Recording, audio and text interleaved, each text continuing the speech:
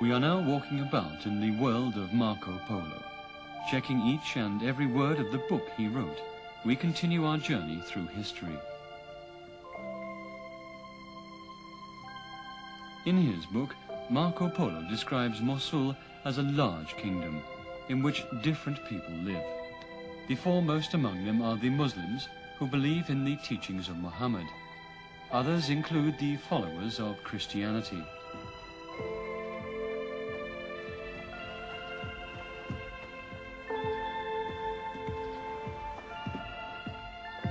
In the mountain 30 kilometers to the north of Mosul, we found a monastery which looked exactly like the one described in Marco Polo's book. St. Matti Monastery. Built alongside the mountain, it looks as if it is clinging to the mountain surface.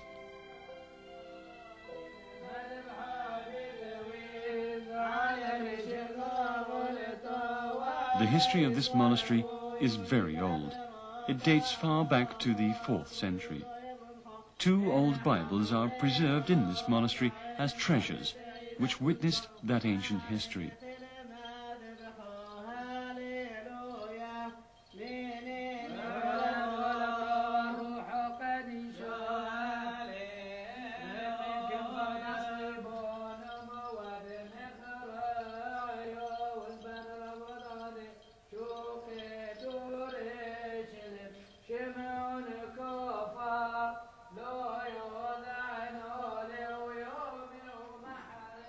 This is the Bible made of sheepskin.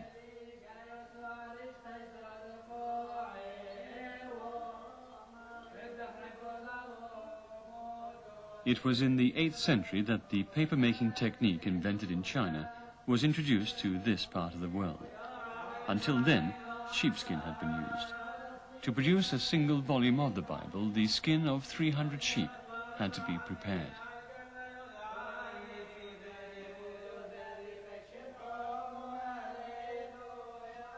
This is the Bible made of jute paper, involving the technique brought from China. The paper-making technique invented in China was introduced to the Western world via the Silk Road. It was an outstanding event in the history of the Silk Road, and quite unexpectedly, we came across a witness of its history.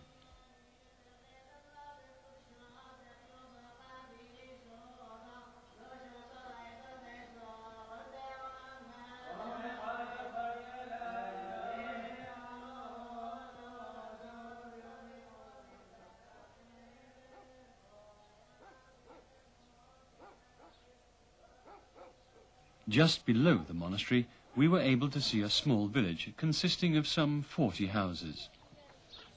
Mergi village. All the villagers here are Christians.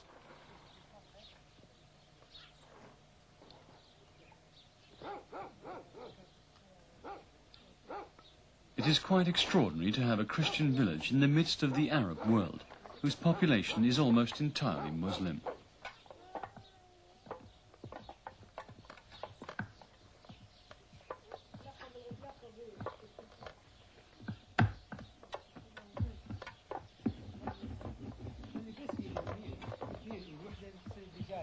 Village women are preparing food. The villagers even eat pork and drink liquor, which the Muslims never touch. Women here are colourfully dressed. As they are Christians, they don't have to wear dark-coloured chadars or to cover their faces.